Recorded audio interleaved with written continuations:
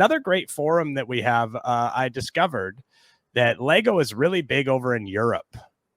Yeah. So the Eurobrick forum is a forum that is extremely active. So extremely active forum, the Eurobrick forum. Bryan, you ever been to Europe before? No, I'd love to go. I think we're going to go at the end of this year. Although I don't know because I hate traveling. DB, you ever been to Europe? Never been to Europe. Probably never go there for the same reasons. It sucks so bad. Yeah, the travel. I guess I've never gone there either. I'm trying to think of the longest flight I've ever taken. It's certainly like those flights are like proper full day flights. I took a pretty long one lately. Earlier this year, Alaska. But like, what would Bryan going to Europe? I mean, that's like, can you imagine like the amount of holes cut, the amount of dookies laid, the amount of the holes cut thing isn't going to happen on any of that. Was Alaska Airlines, and that was the only airline anything like that's going to happen. I've never been on such a hot airplane. Okay, so Bryan, I have a question for you because I found this thread in the Eurobrick forum and I don't understand what these fucking losers are talking about. So would you be able to help me out here? So the first post says, I tend to like 6 stud wide for a lot of mid-size vehicles since it helps make cars bigger than smaller vehicles like forklifts or go-karts, like the ones in your avatar, while still fitting in 8 wide road lanes, garages, etc. 4 wide is good for some things, but doesn't allow a lot of room for passengers, cargo, or very much detail in general. I'm taking a look. So I have a reply to that, though. The original poster replies and says, bro, I didn't say 4 stud wide should be a thing for all vehicles, just the cars. So what does that mean?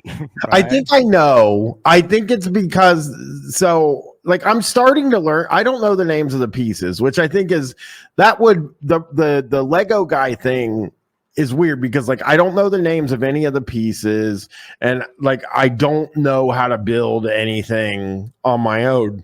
I mean, if you'll remember when I made the announcement that Street Fight was ending, a guy got very mad at me and said he plays with Legos, but he just follows the directions. Like, what's even the point? And I was like, okay, wow, you can't be mad at me for that one. You know, the Legos don't have anything to do with any of that. I mean, just to play devil's advocate, though, I think what he's trying to say is that you're not looking to explore your creativity. You know what I mean? I've never listened. Are you? You don't do any mocks? Do you ever do mocks? No, never. I have never. Not even one plane. Take 2 wings. I don't know how. Hey, DB, can I tell you something, DB? Just between you and I.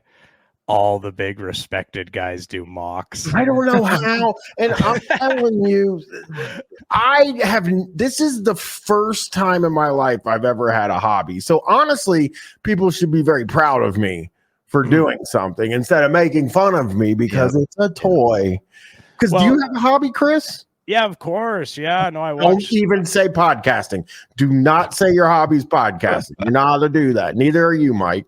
Okay. In that case, I mean, I watch sports. That's a hobby. Definitely. Okay, so you watch TV and you wanted to say you podcast as a hobby, but you're not allowed because that is against the rules. See, in my life, if I can't count podcasting, which I did count podcasting in the days before I was making money doing it, but I can't count it now. Yeah. I mean, I guess I collect sports cards. I go to sports card shows. That's a hobby that I have. And we all know Mike builds jukeboxes. Yeah, it's a passion of mine. And the thing is, I would love to build a jukebox with you, Mike. Like, I think that sounds really fun, and I wouldn't goof on it. Now, I understand Legos are different because they're for kids. Some are for kids. Most are 18 and up that I do. Mm-hmm. I mean, if you look through my boxes, you would maybe find one 16 and up because at the time I was building the amusement park. Mm-hmm. And one of the pieces was 16 and up. And I was like, I want to build this amusement park, but there's not enough pieces out now. So then that's when I got really into looking at old retired sets. And I think like I did pay $700 for the Titanic. And I know that's a lot of money. I know that's not cheap at all. But like Can I tell you something, DB, just between you and I? Yeah. All of the big respected guys, they don't get handcuffed by the 16 under.